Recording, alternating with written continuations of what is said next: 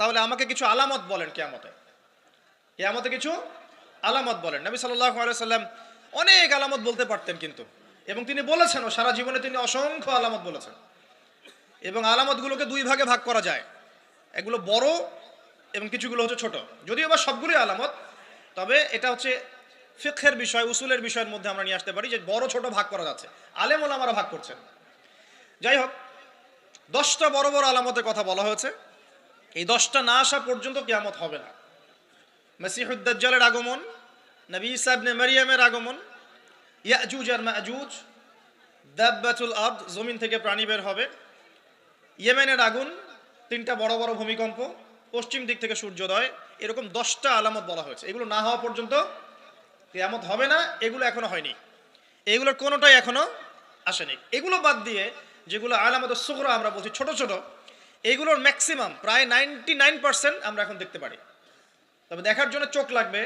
আর চোখ বলতে শুধু বাইরের চোখকে বোঝাচ্ছি না, হৃদয়ের কলবের কি লাগবে? চোখ লাগবে। আমি আপনার কলবের চোখ দিয়ে আপনাকে শহরটাকে চেনাচ্ছি। আপনার এই হাদিসে নবী সাল্লাল্লাহু আলাইহি ওয়াসাল্লাম অনেকগুলো আলামত না বলে মাত্র 2টো আলামত বলেছেন। কয়টা? মাত্র 2টো। আমি বলছি জীবনের শেষের দিকের হাদিস।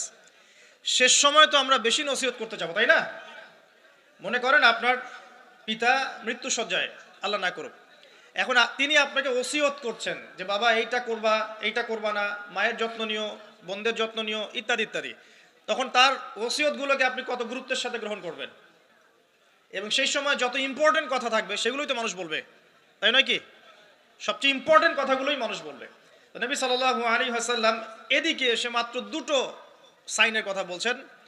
তার মধ্যে একটা হচ্ছে, ভালো করে শোনেন, তার মধ্যে একটা হচ্ছে আনতালিদাল আমাতু রাব্বাতুহা। যখন তুমি দেখবে, প্রশ্নকারীকে বলছে, যখন তুমি দেখবে যে দাসী তার মনিবকে জন্ম দিচ্ছে, দাসী তার মনিবকে জন্ম দিচ্ছে, মানে দাসী কিভাবে মনিবকে জন্ম দিতে পারে? দাসী কি মনিবকে জন্ম দিতে পারে? উত্তর, এখানে 3টা ব্যাখ্যা হতে পারে। কয়টা ব্যাখ্যা? 3টা। এছাড়াও আরো ব্যাখ্যা হতে পারে, হয়তো আল্লাহ পাক সেটা আমাদের জেহেনে হয়তো এখনো দেন নাই, হয়তো এমন কেউ আসবে পরবর্তী জেনারেশন, তারা হয়তো আরো ব্যাখ্যা করতে পারবে। তবে 3টা ব্যাখ্যা এখন পাওয়া যায়। 1 নাম্বার, দাসী তার মনিবকে জন্ম দিবে অর্থ হচ্ছে পিতা মাতার সাথে দাস দাসীর মতো আচরণ করা হবে। এবং এটাও কিন্তু কিয়ামতের আগের একটা বড় নিদর্শন যে পিতা মাতার সাথে দাস দাসীর মতো আচরণ করা হবে, এবং যেটা এখন হচ্ছে। আমরা দেখছি পিতা মাতার অধিকার তারা পাচ্ছে না, সন্তানদের হাতে নির্যাতনের শিকার হচ্ছে, বৃদ্ধাশ্রমে থাকতে হচ্ছে। সারা জীবন যে সন্তানকে বড় করলো, আজকে সেই সন্তান তার ওই যে কাফনের টাকা পর্যন্ত দিতে যাচ্ছে না, মারা গেছে লাশটা পর্যন্ত নিতে আসে না, এমন হচ্ছে না? এবং বস্তুবাদী শহরগুলোতে তো এটা বেশি। আর আমাদের শহরটা বস্তুবাদী না? মানুষ বস্তুবাদী, কেউ অন্যের দিকে তাকানোর সময় নাই। এটা বোঝার জন্য আপনাকে ফ্লাইওভার উঠতে হবে। ফ্লাইওভার উঠে দাঁড়িয়ে থাকেন, দেখেন মানুষ ছুটছে নিজের তরকায় তেল দেওয়ার জন্য, কারো দিকে তাকানোর সময় নাই। এই সকাল থেকে শুরু হয়, রাত একদম 3টা 4টা পর্যন্ত এটা চলছে, সারাদিন 24/7। উদ্দেশ্য কি? দুনিয়া। অল্প কিছু মানুষের বাইরে আছে যাদের উদ্দেশ্য আখেরাত, বেশিরভাগের উদ্দেশ্য কি? দুনিয়া। বাড়ি গাড়ি টাকা জমি জমা স্ট্যাটাস, দ্যাটস অল। মানে মানুষের এই কনসেপ্টটাকে বলা হয় মেটেরিয়ালিজম। কি বলে? মেটেরিয়ালিজম মানে বস্তুবাদিতা। কি বলে? কথা বলেন। বস্তুবাদিতা। এই বস্তুবাদী সভ্যতা কারা ছিল? ওই যে পশ্চিমারা, ইউরোপিয়ান সিভিলাইজেশন, এরা সবাইকে বস্তুবাদিতা শিখিয়েছে। মুমিনের চিন্তা থাকে পরকাল কেন্দ্রিক, যে কাজে পরকালের স্বার্থ আছে আমি সেই কাজ করব, যেই কাজে পরকালের স্বার্থ নয় আমি করব না। এটা মুমিনের চিন্তা। আর কাফের মুশরিক বেদিন ফাসেক মুনাফিকদের চিন্তা হচ্ছে যেখানে দুনিয়ার স্বার্থ ওখানে থাকবো, দুনিয়ার স্বার্থ নাই থাকবো না। এই যে দুনিয়ার স্বার্থে মানুষের সারাটা জীবন ক্ষয় করে দেয়া, এর নাম বস্তুবাদিতা, মেটেরিয়ালিজম বলে এটাকে। যাই হোক, আমাদের শহরের বেশিরভাগ মানুষ কি বস্তুবাদী না? এখন সবাই দেখবেন, আমি বুঝাচ্ছি, আমি যতটা পারছি সহজ করার চেষ্টা করছি। ম্যাক্সিমাম আমাদের শহরের মানুষ এখন বস্তুবাদী। সবার চিন্তা একটাই, দুনিয়া দুনিয়া আর দুনিয়া। যেই দুনিয়া সম্পর্কে নবী সাল্লাল্লাহু আলাইহি ওয়াসাল্লাম বলেছেন, একটু শোনেন, যে মনে করেন এটা একটা মহাসাগর। নবী সাল্লাল্লাহু আলাইহি ওয়াসাল্লাম বলছেন এখানে একটা আঙ্গুল ঢুকিয়ে দাও, দিয়ে বের করো। এই আঙ্গুলে যতটুকু পানি আছে এটা দুনিয়া, আর এই পুরো মহাসাগরে যত পানি আছে এটা পরকাল। একদিন সাহাবীদেরকে নিয়ে নবী যাচ্ছেন সাল্লাল্লাহু আলাইহি ওয়াসাল্লাম, একটা মৃত গাধা বা বকরির বাচ্চা পড়ে আছে, মৃত গাধা বকরির বাচ্চা। সাহাবীদেরকে বলছেন, হে আমার সাহাবীরা, তোমরা কি এই বকরির বাচ্চাটাকে 1 দিরহামের বিনিময়ে কিনতে চাও? কিসের বিনিময়ে? 1 দিরহাম। দিরহাম কি জিনিস সেটা পরে বোঝাবো এখন ইনশাআল্লাহ। ওইগুলো এখন বুঝবেন না। দিরহাম কি জিনিস ওটা পরে বুঝবেন। দিরহাম থাকলে আর রিজার্ভ কমতো না। দিরহাম থাকতো যদি কোনো কান্ট্রি রিজার্ভ আর কমতো না। রিজার্ভ কমে ডলারের ভিত্তিতে, আর ডলার হচ্ছে এখন সারা ওয়ার্ল্ডের ডমিনেটিং কারেন্সি, ওটাকে হার্ড কারেন্সি বলে। মানে আপনি তেল কিনতে চান, 1 কোটি টাকা ব্রিফকেসে নিয়ে আমাদের আবুধাবিতে চলে যান, গিয়ে শেখদেরকে বলেন যে আমাকে 1 কোটি টাকার তেল দেন, 1 ফোঁটাও তেল দিবেন আপনাকে, দিবে না। যতক্ষণ আপনি ওই টাকাটাকে ডলারে কনভার্ট করবেন তারপর দিবেন, আপনাকে তখন সুন্দর মতো তেল দিবে। এই dollar petrol, dollar petrol, petrol ছাড়া ডলারের এক্সচেঞ্জ নাই। এটা হচ্ছে পেট্রো ডলার মনিটরিং সিস্টেম। এবং এটা নিয়ে কথা বললে আবার এক শ্রেণীর ঘুমটাওয়ালা শায়েখ আছে, বলবে খারেজি হয়ে গেছে। যাই হোক, এটা একটা জুলুম। কিরকম জুলুম? যে আপনি আপনার ইকোনমিক পুরো ব্যালেন্সটাকে ডলারের মানদণ্ডে যাচাই করতে হবে। আপনি যতই সমৃদ্ধশালী হন না কেন, আপনি ওই হার্ড কারেন্সিকে টেক্কা দিতে পারবেন না। আপনার কাছে গোল্ড আছে মনে করেন, সোনা, এখন সোনাটাকে আপনি যে ভাঙাবেন, ভাঙিয়ে যে মানে কান্ট্রির অন্যান্য ডেভেলপমেন্টের কাজে লাগাবেন, তার জন্য ডলারের সিঁড়ি পার হয়ে যেতে হবে আপনাকে। অথচ এই দিনার এবং দিরহাম রাসূল সাল্লাল্লাহু আলাইহি ওয়াসাল্লামের যুগের কারেন্সি ছিল, দিনার দিরহাম, যার ইন্ট্রিনসিক ভ্যালু বা অন্তর্নিহিত মান কখনো কমে যাবে না। দেখাচ্ছি, দাঁড়ান, আমি এমনি এমনি করে কথা বলি না। আসহাবুল কাহফ কত বছর ঘুমিয়েছিলেন বলেন? 309 বছর। 309 বছর। পকেটের মধ্যে কিছু কয়েন ছিল, সোনার আর রূপার কয়েন। এই এলাকা ছেড়ে চলে গেছে, গুহার মধ্যে ঘুমিয়েছে, রাত কাটাবে, আল্লাহ পাক ঘুম পাড়িয়ে রেখেছেন 309 বছর। 309 বছর ঘুম থেকে ওঠার পর তারা বলছে, কেম লাবিস্তুম, তোমরা কতদিন ঘুমিয়েছো? একজন বলছে লাবিস না ইয়াউমান আও বা'দা ইয়াউম, একদিন ঘুমিয়েছি বা একদিনের কিছু অংশ ঘুমিয়েছে। ঠিক আছে, ঘুম থেকে উঠেছে, এখন ক্ষুধার্ত আমরা, যাও এই মুদ্রাগুলো নিয়ে বাজারে যাও, বাজারে গিয়ে দেখো ফালয়ানজুর আইয়ুহা আজকা তুআমা, খেয়াল করে দেখো কোন খাবারটা উত্তম পবিত্র, ওটা নিয়ে আসো। তো 309 বছর একটা মুদ্রা নিয়ে ঘুমানোর পরেও মুদ্রার মান কমে যায়নি। ওই টাকা দিয়ে ঠিকই রুটি কেনা গেছে। এখন আপনি আপনার কারেন্সিগুলো নিয়ে 309 বছর ঘুমানো লাগবে না, আপনি 10 বছর ঘুমান। 10 লাখ টাকা নিয়ে 10 বছর ঘুমান, 10 লাখ টাকার মান যদি 9 লাখ টাকায় না নেমে আনছে, তাহলে আমি নাম বদলাই ফেলাবো। এখন 1 লাখ, দাঁড়ান, ঠিক ঠিক বলেন না, দাঁড়ান, বোঝেন আগে। এখন এই যে 1 লাখ টাকার মানটা হারালেন আপনি, 1 লাখ টাকার মানটা আপনি হারিয়ে ফেললেন, তো ওই 1 লাখ টাকা আর্ন করার জন্য আপনাকে শ্রম দিতে হয়নি? আপনার মাথার ঘাম পায়ে ফেলতে হয়েছে না? তাহলে আপনার শ্রমটা গেল কোথায়? তাহলে কেউ আপনার শ্রমটা লুটে পুটে খেয়ে ফেললো। যেহেতু আপনার কারেন্সির মানটা ডলার বেসড, এই কারণে ওই মনিটরিং সিস্টেম যারা চালায় ওরা আপনার এভাবে করে শ্রমটাকে সিজ করে ফেলে দেবে। আর আমি যদি আপনাকে আমার ফার্মে কাজ করাই, কাজ করিয়ে সারাদিন কাজ করানোর পরে আপনাকে কোনো পারিশ্রমিক না দেই, শ্রমের কোনো মূল্য না দেই, আপনি আমাকে জালেম বলবেন না? বলবেন কি না? ঠিক এই কারণে আমরা বলছি এই মনিটরিং সিস্টেমটাই জুলুম। আর নবীজি বলছে দিনারের কথা বলছেন, দিরহামের কথা বলছেন। এটা যদি আপনার পকেটে থাকতো, 309 বছর কেন, 1000 বছর পর উঠলে ওটার মান সেটাই থাকবে, কমতো না। এই হলো ইসলামিক কারেন্সি। এটা নিয়ে কথা বললে আবার এক শ্রেণীর ঘুমটাওয়ালা শায়েখ আছে, কিছু সত্য কথা ওরা হজম করতে পারে না। তখন দেখা যায় যে একটা ফতোয়া দিবে, এ খারেজি হয়ে গেছে, ফাইজলামি পাইছে আর কি। কে খারেজি একটু বলে নেই। খারেজি আকীদাটা কি আসলে? খারেজি আকীদা হচ্ছে কোনো ব্যক্তি যদি অন্য কোনো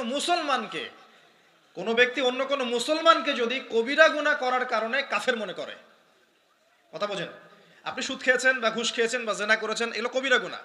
এখন আমি যদি বলি যে সুদ ঘুষ জেনা করার কারণে আপনি কাফের হয়ে গেছেন, আপনাকে হত্যা করা জায়েজ, তাহলে আমি খারেজি। বুঝতে পারছেন কথা? কিন্তু আমি কি কখনো এরকম কোনো কথা বলেছি? এই যে মনিটরিং সিস্টেম নিয়ে কথা বললাম, এর সাথে কবিরা গুনার কি সম্পর্ক আর খাওয়ারিজমের কি সম্পর্ক? আবার কোনো কোনো ক্ষেত্রে দেখা যায় যে পলিটিক্যাল সমালোচনা করলে খারাজি টাইটেল দিয়ে দিবে। ওই যে বললাম, আমাদের শেখদের কাছে যান মিডল ইস্টের, গিয়ে আপনি দেন, টাকা দেন, তেল দিবে না, ডলার না দিলে বলবো এই যে এন্টি মিডল ইস্ট কথা বলেছে, অতএব সে খারিজ হয়ে গেছে। আর আমি আপনাকে একটা এক্সাম্পল দিই, শোনেন, বোঝেন কথাগুলো বোঝেন। ইয়াজিদের নাম শুনেছেন? ইয়াজিদ ভালো শাসক ছিল না খারাপ শাসক ছিল? তার আমলে হুসাইন রাদিয়াল্লাহু আনহু শাহাদাতের ঘটনা ঘটেছে, হাররার যুদ্ধ ঘটেছে, সে মদিনা আক্রমণ করেছে, মক্কাও আক্রমণ করেছিল, ম্যাসাকার করেছে। বহু সাহাবী তার এই শাসন মেনে নেয় নাই। তার মধ্যে একজন হচ্ছে আব্দুল্লাহ বিন জুবায়ের রাদিয়াল্লাহু আনহু, জুবায়ের ইবনে আওয়াম রাদিয়াল্লাহু আনহুর ছেলে। তার অনুসারী অনেক সাহাবী ছিলেন। আর আমাকে বলেন, ইয়াজিদ যখন মক্কা মদিনা আক্রমণ করছিল বা তার সেনাবাহিনীরা যখন ইমাম হুসাইনকে কারবালার প্রান্তরে শাহাদত দিচ্ছে বা আক্রমণ করছে তার সপরিবারে। এখন যে সাহাবীরা তার বিরুদ্ধে একটু অবস্থান নিয়েছে, এই সবগুলো সাহাবী কি কাফের হয়ে গেছে, তাগুত হয়ে গেছে আর খারাজি হয়ে গেছিল নাকি? তারা কি ইয়াজিদের অন্যায়ের প্রতিবাদ করার কারণে খারাজি হয়ে গেছিল নাকি? তো পলিটিক্যাল সমালোচনার সাথে খাওয়ারিজমের কোনো সম্পর্ক নেই। কিন্তু এরা এটাকে একটা সুকৌশলে মুসলিম উম্মার যুবকদের মধ্য থেকে সত্য কথা বলার মানসিকতাকে কেড়ে নিয়েছে, সত্যকে উপস্থাপন করার মানসিকতাকে দমিয়ে দেওয়ার জন্য একটা খারেজি ফতোয়া শুরু করে দিয়েছে। এখন যেখানে সেখানে যা ইচ্ছা বলবেন খারেজি ফতোয়া দিয়ে দেবে। সুবহানাল্লাহ। যাই হোক, ওদিকে যাচ্ছি না, আমি মূল জায়গায় আসি। দেখুন, আমরা রাসূলের হাদিস থেকে জানছি দুনিয়ার মূল্য এতটুকু। তুমি কি এই বকরির বাচ্চাটাকে 1 দিরহামের বিনিময়ে কিনবা? সাহাবীরা বলছেন 1 দিরহাম কেন ইয়া রাসূলুল্লাহ সাল্লাল্লাহু আলাইহি ওয়াসাল্লাম, বিনা মূল্যেও যদি আপনি আমাকে এটা দেন বা আমাকে এটা দেয়া হয়, আমি এটা কিনবো না। বিনামূল্যেও যদি আমাকে এই মৃত বা এই পচা গলা এই গাধার বাচ্চা বকরির বাচ্চাকে দেয়া হয়, আমি কিনবো না। নবী সাল্লাল্লাহু আলাইহি ওয়াসাল্লাম বলছেন এটাই হচ্ছে দুনিয়া।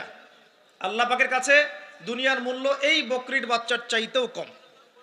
তো এখন আমরা যারা বস্তুবাদিতায় লিপ্ত আছি, দুনিয়ার এই যে ফিকির, সারাদিন দুনিয়ার ফিকির মানুষকে এমনভাবে পেয়ে বসে না, মানুষ দুনিয়ার আলাপ ছাড়া কোনো কথাই বলতে চায় না। দেখবেন একজন আলেমের কাছে বসবেন, সে আপনাকে কোরআনের কথা বলবে, হাদিসের কথা বলবে। একজন দুনিয়াদার মানুষের পাশে বসবেন, 1 ঘন্টা বসে থাকলেও একটা কোরআনের কথা বলবে না, আর হাদিসের কথা মুখ থেকে বের হবে না। আর তার মাথাটা ফাংশন হয়ে গেছে দুনিয়া দিয়ে। ঠিক আছে, সে যদি ড্রাইভার হয়, সারাদিন গাড়ির পেঁচাল পারবে, গাড়ি এইটা, গাড়ি ওইটা এমন, গাড়ি ওইটা এমন।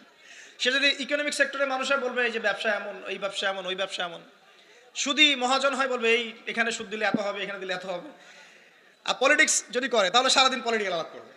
দুনিয়ার সেক্টরে যারা পটু আর কি, দুনিয়ার ফাংশনটা মাথায় এমনভাবে ইনস্টল করা থাকে যে এটা ছাড়া অন্য কোনো কথা তার মুখ থেকে বের হবে না। নবী সাল্লাল্লাহু আলাইহি ওয়াসাল্লাম দুনিয়াকে এত তুচ্ছ করেছেন। এখন আমি আপনাকে বোঝাচ্ছিলাম যে আনতালিদাল আমাতু রাব্বাতুহা, দাসী তার মনিবকে জন্ম দিবে, এর অর্থ একটা এই যে পিতামাতার সাথে এখন দাসীর মতো আচরণ করা হবে।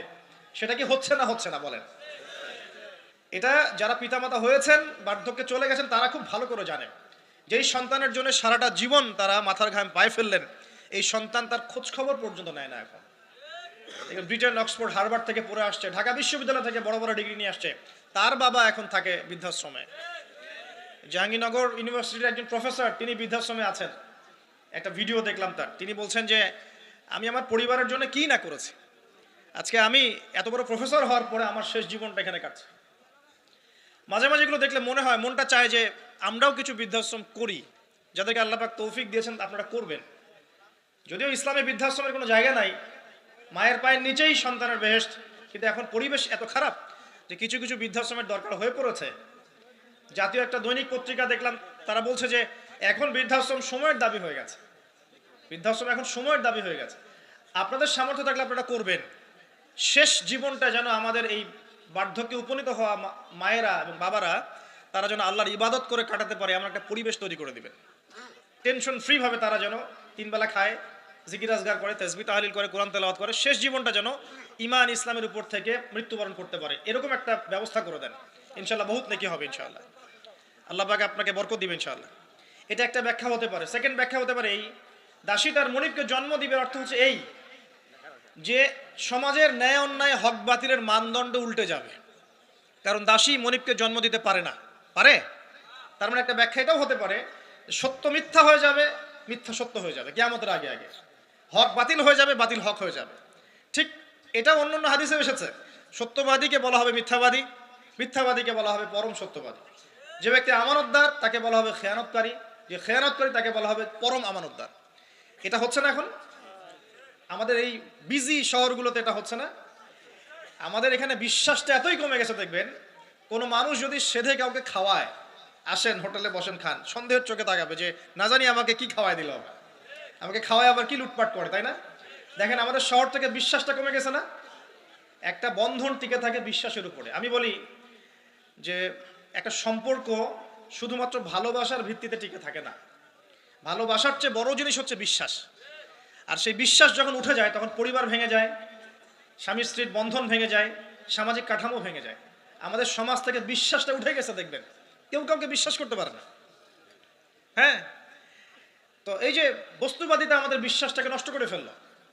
খেয়াল করে দেখেন, এই রাত্রেবেলা গাড়ি নিয়ে যাবেন, রাস্তায় যদি কেউ দাঁড়িয়ে থাকে, ভাই আমি খুব বিপদে পড়েছি একটু লিফট দেন, ভয়েই দাঁড়াবো না এখানে গাড়ি নিয়ে, না জানি আবার কোন ট্র্যাপে ফেলায়, তাই না?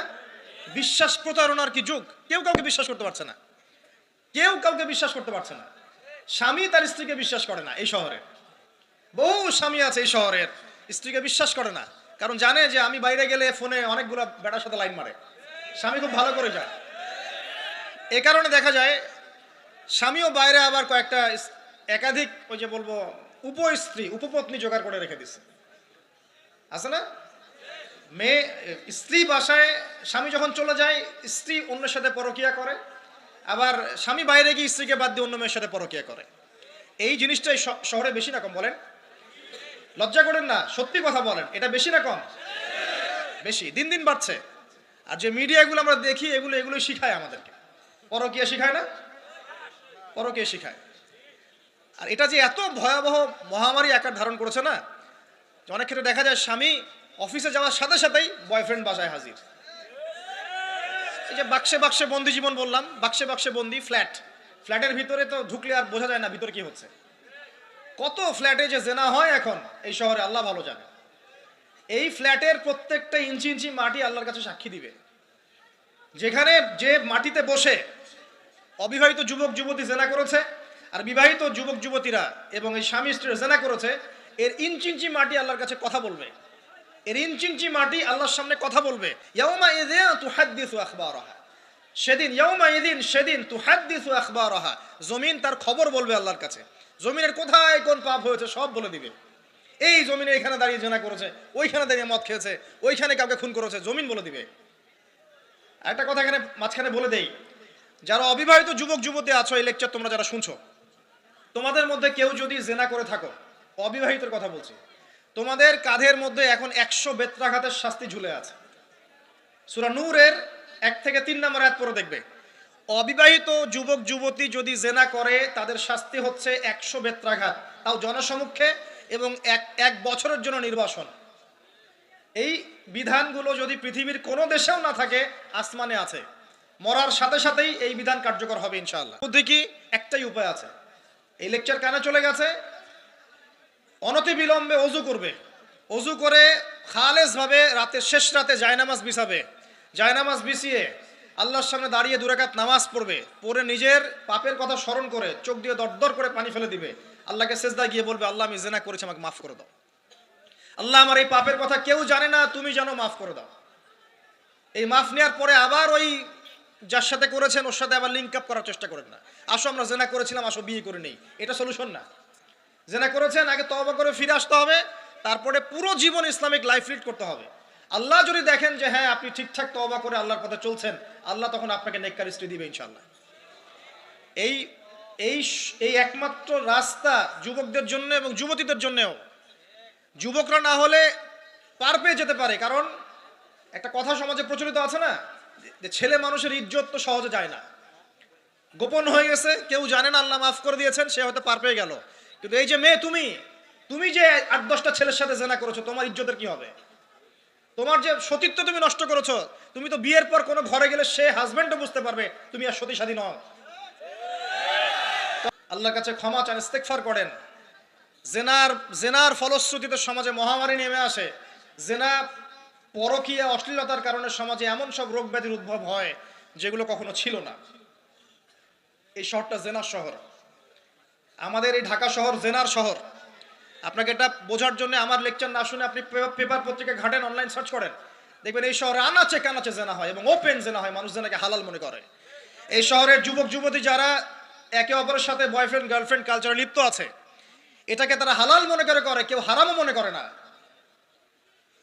কত বড় সাহস দেখায়! রাস্তা দিয়ে আমরা হেঁটে গেলেও বয়ফ্রেন্ড গার্লফ্রেন্ড এসে আমাদেরকে সালাম দেয়, হুজুর আমাদের জন্য একটু দোয়া করেন। তো প্রত্যেকটা পার্কে পার্কে যাবেন, এই যে আপনাদের রেস্টুরেন্টগুলোতে যাবেন, দর্শনীয় যে স্পটগুলো সেখানে যাবেন, দেধার সে জেনা হচ্ছে, জেনা আর জেনা।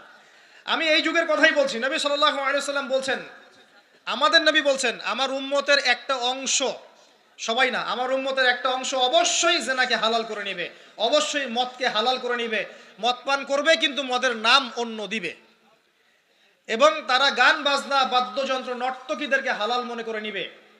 নবী সাল্লাল্লাহু আলাইহি ওয়াসাল্লাম বলেছেন, যখন সমাজে এরকম পাপ বাড়ে তখন সমাজে এমন সব রোগ ব্যাধি আসে যা আগে কখনো ছিল না। এবং এদের ব্যাপারে নবীজি বলেছেন একদিন সকালবেলা আল্লাহ পাক এদেরকে বানর এবং শুয়োর বানিয়ে দিবেন। কিয়ামতের আগে এই ঘটনাও ঘটবে, বিকৃত হবে। ভূমিধস, ভূমিকম্প, ভূমিধস এবং আকৃতির বিকৃতি, এগুলো আযাব আসবে আল্লাহর পক্ষ থেকে। এই জেনা, এই ব্যভিচার, এই পরকিয়া, নোংরামি, অশ্লীলতার কারণে ঘরে ঘরে এগুলা বয়ফ্রেন্ড গার্লফ্রেন্ড কালচার। কেউ মনে করে না যে এগুলা হারাম, কেউ মনে করে না যে আমার এই যে সহপাঠী আমার গায়রে মাহরাম। এই গায়রে মাহরাম শব্দটাই নাই। কাজিন, চাচাতো বোন, মামাতো বোন, খালাতো বোন, এই যে কাজিন, এরা জেনা করছে। কি দেখা বাকি রেখেছে এই যুগে? আমরা দেখছি যে নিজের মেয়ের সাথে পিতার শারীরিক সম্পর্ক। পেপার পত্রিকা পড়েন, একটু অনলাইন ঘাটেন, দেখেন কোন যুগে আছেন আপনি। সমাজে ন্যায় অন্যায় হক বাতিলের মানদণ্ডই উল্টে যাবে। মানুষ ন্যায়কে অন্যায় মনে করবে, অন্যায়গুলোকে ন্যায় মনে করে নিবে। কোনো মানদণ্ড নাই। আমাদের শহরের এই অবস্থা, শান্তিতে কিভাবে ঘুমাবেন আপনি? নিশ্চিন্তে থাকবেন কিভাবে? কখন যে আল্লাহর গজব চলে আসে। কোরআনে একটা আয়াত আছে, যখন আল্লাহ পাকের গজব আসবে তখন শুধু জালেমদের উপর খাস করে আসবে না। আলেমদেরকে জিজ্ঞাসা করেন, আলেম ওলামাদেরকে জিজ্ঞাসা করেন, যখন আল্লাহর গজব আসবে জালেমদের উপরে শুধু খাস ভাবে আসবে না, সবার উপরে আসবে। আমি খুব ভালো মানুষ, ওয়াজ করছি, নসিহত করছি, পার পেয়ে যাবো এমন ভাবার সুযোগই নাই। আপনাকে আপনার সাধ্য মতো অন্যায়ের প্রতিবাদ করার চেষ্টা করতে হবে। লাতা'মুরুন্না বিল মা'রুফ, নবীজি বলছেন অবশ্যই তোমরা সৎ কাজের আদেশ করো। ওয়ালা তানহাউন্না আনিল মুনকার, অবশ্যই অসৎ কাজে নিষেধ করো। আও লা ইউশিকান্নাল্লাহু আন ইয়াবআসা আলাইকুম ইকাবাম মিন, অন্যথায় আমি আশঙ্কা করি তোমাদের উপর আল্লাহর পক্ষ থেকে বিশাল গজব আসবে। সুম্মা তাদউনাহু, এরপর তোমরা সবাই আল্লাহর কাছে দোয়া করবে, আল্লাহ গজব সরিয়ে দাও। লা ইউস্তাজাবু দুআকুম, তোমাদের দোয়া কবুল করা হবে না। নবী সাল্লাল্লাহু আলাইহি ওয়াসাল্লাম বলেছেন মান রাআ মিনকুম মুনকারান, তোমাদের মধ্যে যে কেউ হুএভার হি ইজ, যে কেউ যদি কোনো মুনকার, নোংরা গর্হিত কোনো কাজ দেখে, তাহলে যেন ফাল ইউগাইয়ির বিয়াদিহি, তার সামর্থ্য থাকলে হাত দিয়ে যেন ঠেকায়। যাদেরকে আল্লাহ পাক হাত দিয়ে ঠেকানোর ক্ষমতা দিয়েছেন তাদেরকে আল্লাহ জিজ্ঞাসাবাদ করবেন, কেন ঠেকালে না তুমি? জেনার লাইসেন্স দিলে কেন? মদের লাইসেন্স দিচ্ছ কেন? ঠেকালে না কেন তুমি? অন্যায় কাজকে ঠেকালে না কেন? যদি তুমি না পারো, আইল্লাম ইয়াস্তাতি, যদি সে না পারে, তাহলে ফাল ইউগাইয়ির বিলিসানি, তাহলে যেন মুখ দিয়ে সেটা প্রতিবাদ করে। এই যে মুখ দিয়ে প্রতিবাদ করার ক্ষমতা আলেম ওলামার আছে, যাদের হাতের ক্ষমতা নেই, মুখের ক্ষমতা আছে। সেটাও যদি না পারো, আইল্লাম ইয়াস্তাতি, সেটাতেও যদি সে সক্ষম না হয়, ফাবিকলবিহি, তাহলে যেন অন্তর দিয়ে ঘৃণাটা পর্যন্ত করে। ফাবিযালিকা আদআফুল ঈমান, এটা হচ্ছে ঈমানের সবচেয়ে নিকৃষ্ট একটা অবস্থা, সর্বনিম্ন অবস্থা। এর নিচে ঈমানের কোনো অবস্থাই নাই। তার মানে অন্যায় দেখে আমাদের যাদের মনে কোনো ফিলিংসই কাজ করছে না, তার মানে আমাদের ঈমান নাই। আসলে সহজ কথা, ঈমানের সেই তেজ নাই আমাদের মধ্যে। আসুন, একটা ব্যাখ্যা এটাও হতে পারে সমাজে ন্যায় অন্যায় হক বাতিলের মানদণ্ড উল্টে যাবে। আরেকটা জায়গায় যাচ্ছি, তার আগে একটা কথা বলতে ভুলে গিয়েছিলাম। এখন বিবাহিত যারা আছে, এই যে দেবর আর ভাবি, এই যে শালি আর দুলা ভাই, মধুর সম্পর্ক না এগুলা? দাঁড়াও, এটা মধুর সম্পর্ক। দেখা যায় সুবহানাল্লাহ, এই যে আমার এখানে ফোন আছে না, আমাদের অফিসিয়াল পেজ আছে, অফিসিয়াল পেজে যত প্রশ্ন আসে দেখি ম্যাক্সিমাম জেনা কেন্দ্রিক, ব্যভিচার কেন্দ্রিক, পরকীয়া কেন্দ্রিক। একজন প্রশ্ন করেছে যে দুলা ভাইয়ের চরিত্র এত খারাপ ছিল, আর ওই মেয়ের বয়স তখন কম ছিল, 13 বছর বয়স।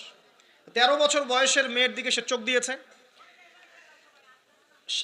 যাকে বিয়ে করেছে তার সাথে তো সম্পর্ক আছেই। এটা কে? আচ্ছা, যাকে বিয়ে করেছে ওর সাথে তো সম্পর্ক আছেই। তারপরে আপনার শালির সাথে সম্পর্ক। এখন শালির সাথে তার 2 বছর ধরে সম্পর্ক করার পর সেগুলোর ভিডিও ধারণ করে তাকে ব্ল্যাকমেইল করছে যে যদি আমার সাথে খারাপ কাজে সে রাজি না হয় তাহলে এই ভিডিওগুলো ভাইরাল করে ফেলবো। এই যে অনলাইনের যুগ, এখন তো মানুষ নিশ্চিন্তে মানুষ যে একটা প্রাইভেট লাইফ লিড করবে সেটাও করতে পারে না। প্রাইভেট লাইফের সব কিছু রেকর্ডেড হয়ে যায় এখন, হয় না?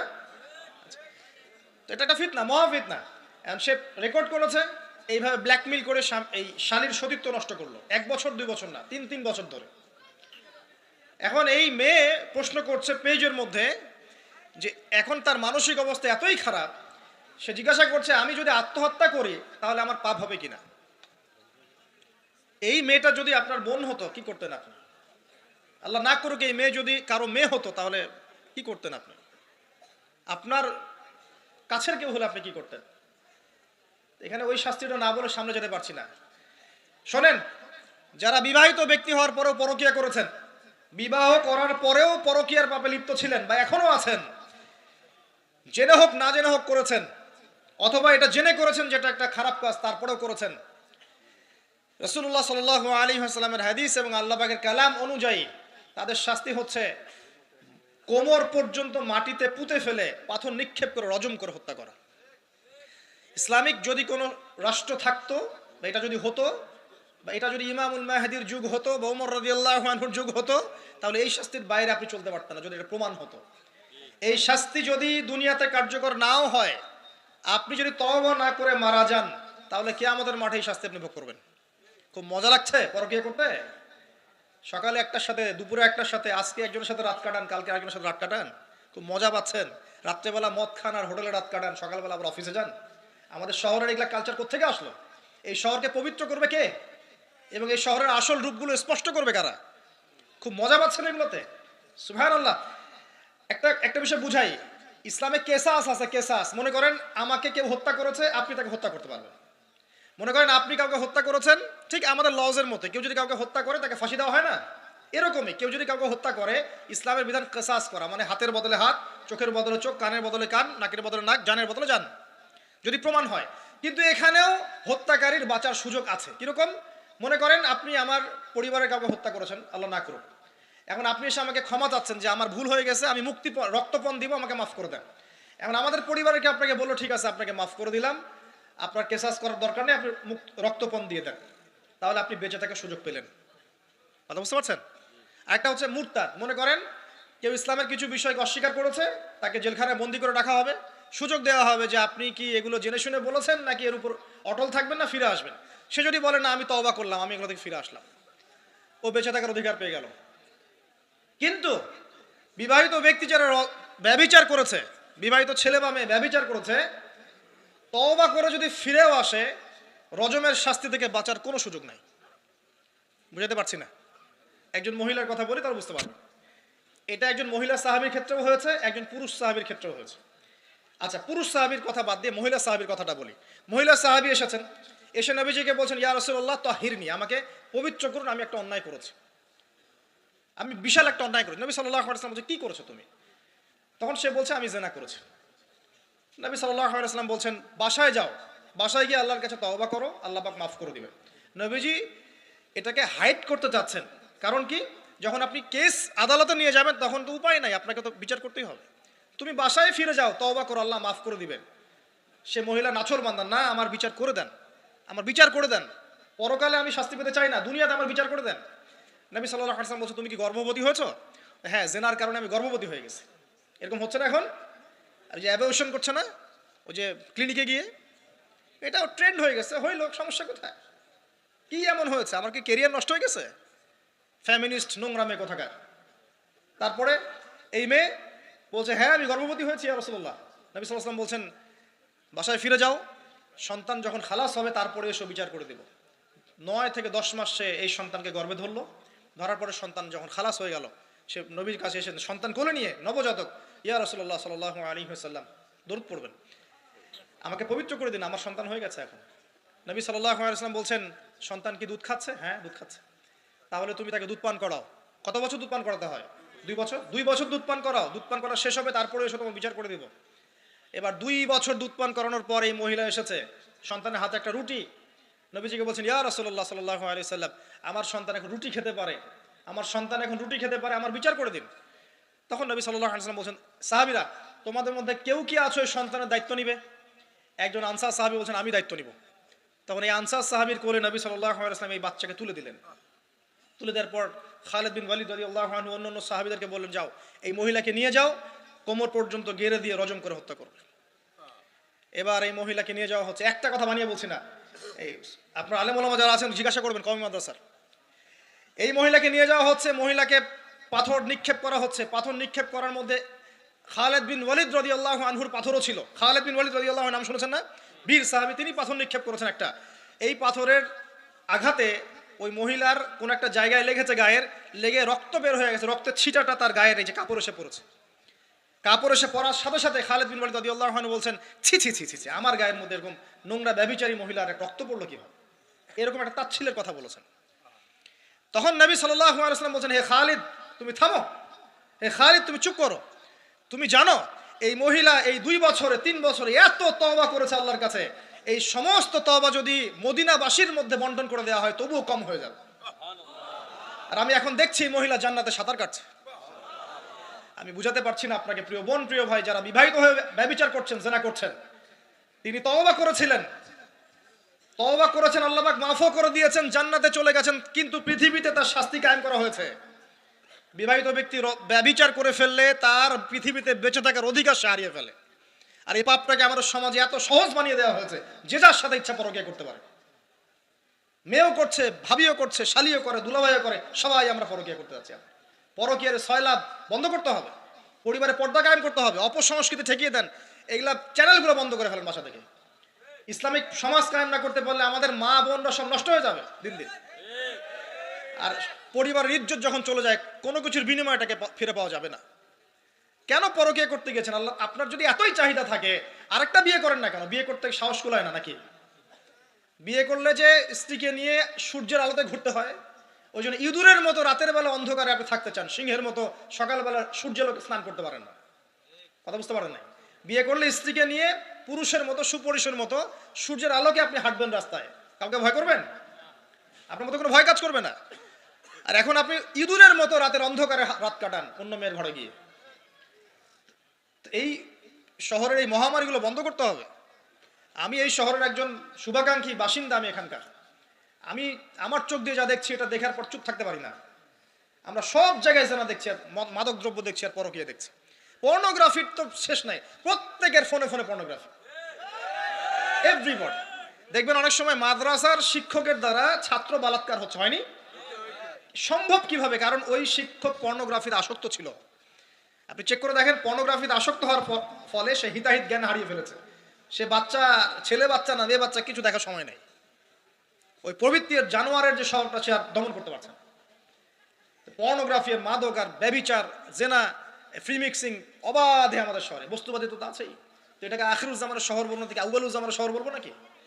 শুধু এই শহরের সমস্যা এটা নয়, প্রত্যেক বড় বড় শহরেই সমস্যা। ইভেন এগুলো এখন গ্রামে পর্যন্ত চলে গেছে, এগুলো গ্রামেও চলে গেছে, গ্রামে আরো বেশি আছে। দেখবেন শহরের ছেলেরা তো জিন্স আর টি শার্ট পরা মেয়েদেরকে দেখে অভ্যস্ত না, এরা না একটু কন্ট্রোল করতে পারে। আর যখন একটা গ্রামের ছেলে পর্নোগ্রাফি দেখবে, সে তো আর নিজেকে কন্ট্রোল করতে পারে না। বুঝতে পারছেন না? আমাদের শপিং মলগুলোতে গেলে আমরা দেখি টি শার্ট আর গেঞ্জি পরা মেয়ে ঘুরছে, তাই না? এটা দেখতে দেখতে অভ্যস্ত আমরা, এই জন্য আমরা কন্ট্রোল করতে পারি কিছুটা হলেও, তাই না ছেলেরা? কিন্তু গ্রামের ছেলে মেয়ে যারা, তারা কিন্তু পর্ন দেখলে আর কন্ট্রোল করতে পারে না। এবং গ্রামে ধর্ষণ দিন দিন বাড়ছে, day by day, day by day. এই সমস্যাগুলো বড় বড় প্রত্যেক বিগ সিটিজ এন্ড টাউনে এই সমস্যা, একই সমস্যা। এর ছড়ালো কারা? ওই পশ্চিমাদের থেকে এই সমস্ত বিশ্বে এগুলো ছড়িয়ে গেছে। এরা এমন একটা সভ্যতা যারা প্রত্যেকটা পাপকে গ্লোবালাইজেশন করে দিয়েছে। সুদ খেয়েছে, সারা বিশ্বে ছড়িয়ে দিয়েছে। মদ খেয়েছে, সারা বিশ্বে ছড়িয়ে দিয়েছে। জেনা করেছে, সারা বিশ্বে ছড়িয়ে দিয়েছে। ফ্যামিলিস্ট রেভলিউশন সারা বিশ্বে ছড়িয়ে দিয়েছে। ব্যাংকিং, সুদভিত্তিক ব্যাংকিং সিস্টেম সারা বিশ্বে ছড়িয়ে দিয়েছে। প্রত্যেকটা সমস্যা দেখবেন ওখান থেকে সারা বিশ্বে ছড়িয়ে গেছে। আর আমরা মনে করি ওরাই নাকি মানবতার মুক্তির পথ দেখাবে। সুবহানাল্লাহ। ওরা তো ছেলে ছেলে বিয়ে করে। যে সম্প্রদায় ছেলে ছেলে বিয়ে করে, ও আমাকে ভালো মন্দ শিখাবে? ওখানে তো একটা প্রত্যেক 10 মিনিটে, প্রত্যেক 10 সেকেন্ডে একটা করে মেয়ে রেপ হয় আফ্রিকান কন্টিনেন্টে। জার্মানির, আমি পর্নোগ্রাফির একটা লেকচার দিয়েছি, দেখবেন নীল দর্পণ, ওখানে সব ডিটেলস দিয়েছি। জার্মানি, ব্রিটেন বলেন, আমেরিকা বলেন, এই প্রত্যেকটা কান্ট্রির মধ্যে প্রত্যেক মিনিটেই একটা করে মেয়ে ধর্ষণের শিকার হচ্ছে। ওরা আমাকে শিখাবে নারীর স্বাধীনতা, অধিকার? আমার কাছে কোরআন এবং সুন্নাহ আছে, রাসূল আছেন, আমার কাছে আল্লাহ আছেন। এগুলোকে বাদ দিয়ে তোমার কথা শুনতে হবে আমাকে? এরা আমাদেরকে বাঁচাবে না, বরং এরা সারা বিশ্বে ইয়াজুজ মাজুজের মতো ফিতনার ফাসাদ সৃষ্টি করে বেড়াচ্ছে। আসুন, একটা ব্যাখ্যানে অনেক কথা হয়ে গেল। আল্লাহর ওয়াস্তে যুবক যুবতী যারা আছো, লেকচার যদি কানে যাবে, আজকেই জেনা থেকে তওবা করতে হবে। জেনার ধার কাছে যাওয়া যাবে না। হালালভাবে বিয়ে করো। যদি তোমার খুব যৌন চাহিদা থাকে, তোমার অনেক চাহিদা, তোমার অনেক সম্পত্তি আছে, ব্যালেন্স করতে পারো, একাধিক বিয়ে করো, কি সমস্যা? পরকীয়া করতে যাচ্ছেন কি জন্য? করবেন না। আর হালাল উপার্জনের সোর্স হয়ে গেছে, অবিবাহিত থাকার দরকার নাই, বিয়ে করে ফেলেন। বিয়ে আপনার জীবনটাকে সুশৃঙ্খলতা নিয়ে আসবে।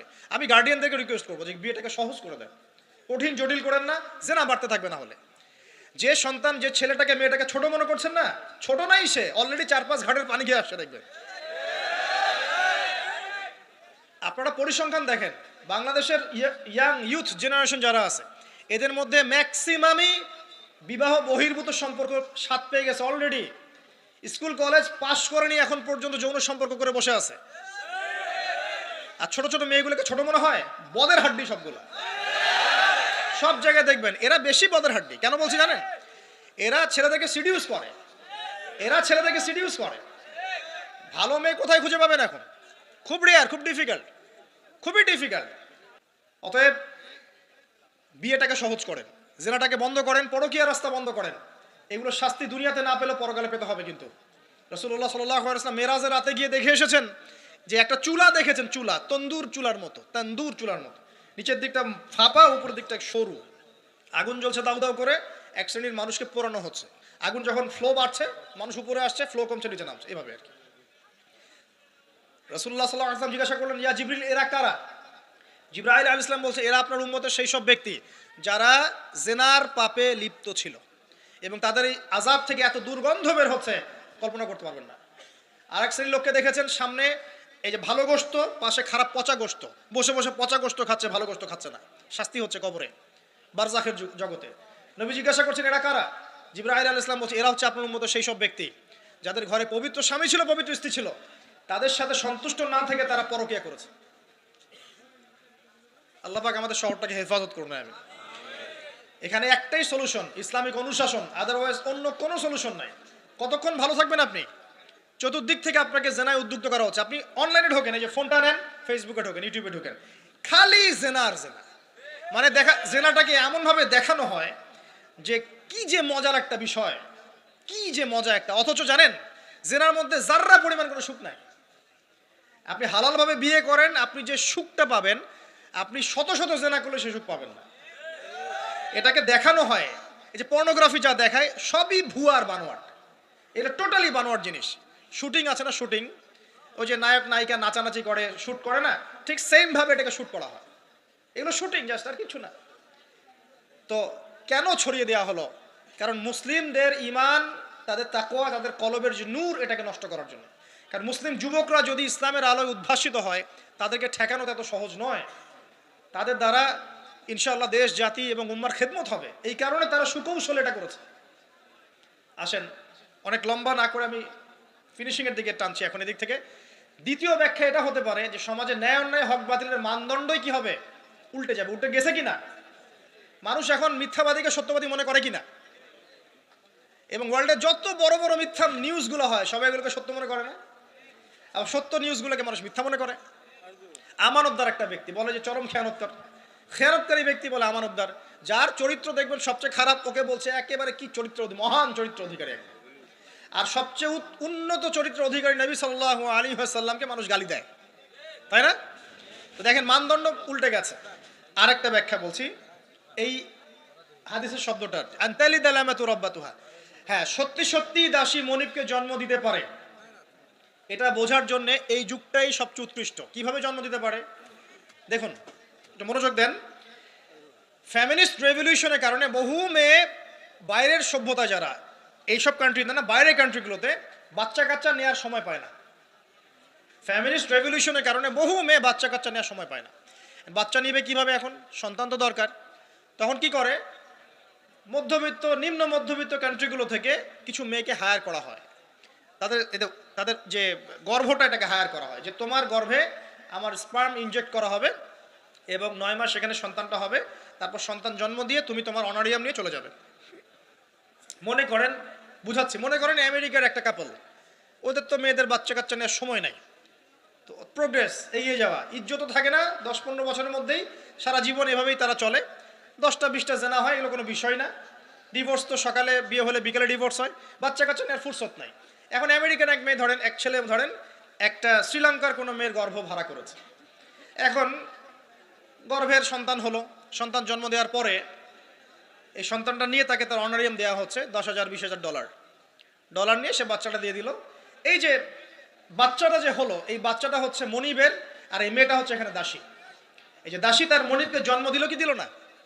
বুঝতে পারছেন না কথা মনে হয়? এই ব্যাখ্যাটা আজকে থেকে 30-40 বছর আগেও করা যেত না, এখন 30-40 বছরের মধ্যেই ব্যাখ্যাটা করা যায়। ইসলাম এভাবেই চিরপ্রাচীন, চিরনতুন, চির আধুনিক। কথা বুঝতে পারছেন? অতএব এটা একটা আলামত নবীজি বলেছেন যে দাসী তার মনিবকে জন্ম দিবে। আরেকটা আলামত বলেছেন, এটা ব্যাখ্যা করে বিশেষ করছি।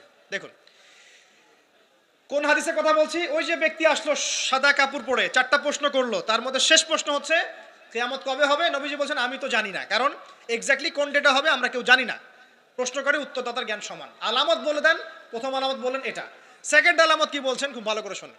দ্বিতীয় আলামত বলছেন ওয়ান তারাল, যখন তুমি দেখবে ওয়ান তারাল হুফাতাল উরাতাল আলাতা রিয়াশাই ইয়াতাতাওয়ালুনা ফিল বুনিয়ান, এরকম 5টা শব্দ। যখন তুমি দেখবে সমাজের সবচেয়ে নিম্ন শ্রেণীর, বিনা কাপড়ের, বিনা জুতার, মানে কাপড় কেনার টাকা নাই, জুতা পরার টাকা নাই, নগ্ন পদের, নগ্ন দেখে, রিয়াশাই মানে হচ্ছে এই রাখাল শ্রেণীর মানুষ, এই শ্রেণীর মানুষরা যখন ইয়াতাতাওয়ালুনা ফিল বুনিয়ান, উঁচু উঁচু অট্টালিকা নির্মাণের প্রতিযোগিতা করবে, তখন তুমি কিয়ামতের অপেক্ষা করতে থাকো। ঠিক এই যুগের কথাই নবীজি বলেছেন। এই যুগ যখন চোখের সামনে দেখতে পারবে, ফান্তাজির সা, কিয়ামতের অপেক্ষা করো। যখন আমরা উপর থেকে ল্যান্ড করি শহরে, আমরা দেখি যে ইয়াতাতাওয়ালুনা ফিল বুনিয়ান, এই উঁচু উঁচু অট্টালিকা নির্মাণের প্রতিযোগিতা চলছে বাক্সে বাক্সে বন্দি জীবনে। তো কিভাবে সম্ভব? প্রশ্ন এখন একটা আপনার কাছে আমার, কিভাবে সম্ভব? সমাজের সবচেয়ে নিম্ন শ্রেণীর মানুষ, রাখাল শ্রেণীর মানুষ, গায়ে কাপড় নাই, স্যান্ডেল নাই, কিভাবে পড়বে সে? উত্তর দেন, কিভাবে সম্ভব? উত্তর দুটো। এক, সুদের মধ্য দিয়ে সম্ভব। সুদের মধ্য দিয়ে সম্ভব সবচেয়ে দরিদ্র মানুষের বিল্ডিং নির্মাণের প্রতিযোগিতা সম্ভব। সেকেন্ডটা হচ্ছে অন্যের সম্পদ আত্মসাৎ এবং করাপশন, এর মধ্য দিয়ে সম্ভব এটা করা। এবং এই জিনিসগুলোও শেষ জামানার আলামত। শেষ জামানার সুদ র্যাপিডলি বাড়তে থাকবে। একটা ব্যক্তি খুঁজে পাওয়া যাবে না মনে হয় যার গায়ে সুদের ছিটাফোঁটা গিয়ে লাগবে না। এই যে আমি বসে আছি, মনে করছেন আমি সুদ খাই না, বা আপনি খাচ্ছেন না। আপনি না খেলেও, প্রত্যক্ষভাবে না খেলেও পরোক্ষভাবে ঠিকই খাচ্ছেন। না খেলেও আপনার গায়ে সুদের ছিটাফোঁটা গিয়ে লাগছেই। এমন কোনো কান্ট্রি পৃথিবীতে নাই যেটা টোটালি সুদমুক্ত হতে পারবে এখন। IMF এর আন্ডারে আর ওয়ার্ল্ড ব্যাংকের আন্ডারে কোনো কান্ট্রি পারবে না। আপনি যাই নিতে যান, চড়া সুদের লোন দিতে হবে, আর এই লোন আমাদের পকেট থেকে শোধ করতে হবে। অতএব প্রত্যক্ষভাবে না খেলেও পরোক্ষভাবে আপনি খাচ্ছেন। হয় খাচ্ছেন, না হয় দিচ্ছেন, না হলে সাক্ষী থাকছেন, না হলে লিখে রাখছেন, কিছু একটা করছেন। এটা সেই জামানা। আর কি? করাপশন, অন্যের সম্পদ আত্মসাতের এই যে একটা প্রতিযোগিতা চলছে আমাদের অন্যায়ভাবে, এর মধ্য দিয়ে সম্ভব এই নিচু শ্রেণীর মানুষের অট্টালিকা নির্মাণের প্রতিযোগিতা। প্রিয় ভাইয়েরা, রাত অনেক গভীর হয়েছে, আর দীর্ঘ লম্বা করছি না, একটু কনক্লুশনের দিকে আসি, একটু মনোযোগ দেন। দেখুন, আলামাতুস সাআ নিয়ে পড়াশোনা করুন, পাশাপাশি কোরআন হাদিস পড়বেন অবশ্যই, এর পাশাপাশি ইকোনমিক্স পড়েন, ওয়ার্ল্ড অ্যাফেয়ার্স বোঝেন, হিস্ট্রি পড়েন। এগুলোকে কম্বাইন্ড করে আপনি দেখবেন যে আপনার বাহ্যিক চোখ, অভ্যন্তরীণ চোখ খুলে যাবে ইনশাআল্লাহ। তো আপনি বুঝতে পারবেন যে এখনকার সময় আর 100 বছর আগের সময় সেম না। এখন বহু কিছু দেখা যাচ্ছে যেগুলো আগে দেখা যেত না। আর আমরা আমাদের শহরটাকে যদি বাঁচাতে চাই, তাহলে আমাদের এই জেনার মহামারী থেকে বের হতে হবে, মাদকের মহামারী থেকে বের হতে হবে, সুদের মহামারী থেকে বের হতে হবে, অবিশ্বাস প্রতারণার এই যুগ থেকে বের হতে হবে, ব্যভিচারের যুগ থেকে বের হতে হবে। আমাদের পারিবারিক মূল্যবোধগুলো ঠিক করতে হবে, সবাইকে কোরআন সুন্নাহর জ্ঞানে জ্ঞানী হওয়ার চেষ্টা করতে হবে। বস্তুবাদিতা, দুনিয়ার মোহ থেকে আগে বের হতে হবে, দুনিয়ার মোহ থেকে বের হতে হবে। দুনিয়ার মোহটা থেকে বের হলেই সব ঠিক হয়ে যাবে ইনশাআল্লাহ। কবর, পরকাল, আখেরাত, এগুলো চিন্তা ফিকির সবসময় থাকলেই বের হতে পারবেন ইনশাআল্লাহ। শিয়ানা ধার্মিক হওয়ার দরকার নাই। ধর্ম খুব ভালো বুঝি, দুনিয়াটা আগে বুঝি, ধর্ম পরে বুঝি, প্রয়োজন নাই। এটা শিয়ানা ধার্মিক। আগে দুনিয়ার স্বার্থ ঠিক বুঝবে, তারপর পরকাল। নো, আগে পরকাল বুঝবো, তারপর দুনিয়া। যে কাজে পরকালীন স্বার্থ নাই, আমি নাই। যে কাজে পরকালীন স্বার্থ আছে, আমরা আছি ইনশাআল্লাহ।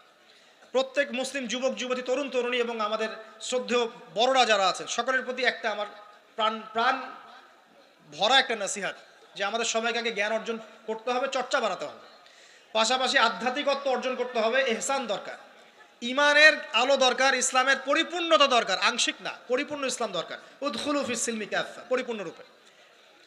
নৈতিকতার অবক্ষয় হয়েছে, এটাকে ঠিক করতে হবে।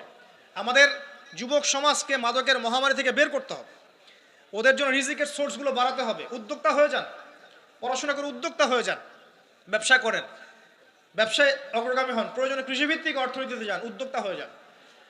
উপার্জনের সোর্স হয়ে গেছে, বিয়ে করে ফেলেন, পারিবারিক আদর্শ ঠিক করেন। পরিবারে চাল ডাল নাই, পরিবারে পর্দা যেন থাকে। পরিবারে চাল ডাল নাই, পরিবারে পর্দা থাকতে হবে। পরিবারে খাবারের সংকট আছে, থাক, পরিবারে নামাজ থাকতে হবে, তালিম থাকবে, কোরআন থাকবে, সন্তানদেরকে ইসলামিকভাবে প্রতিপালন করতে হবে।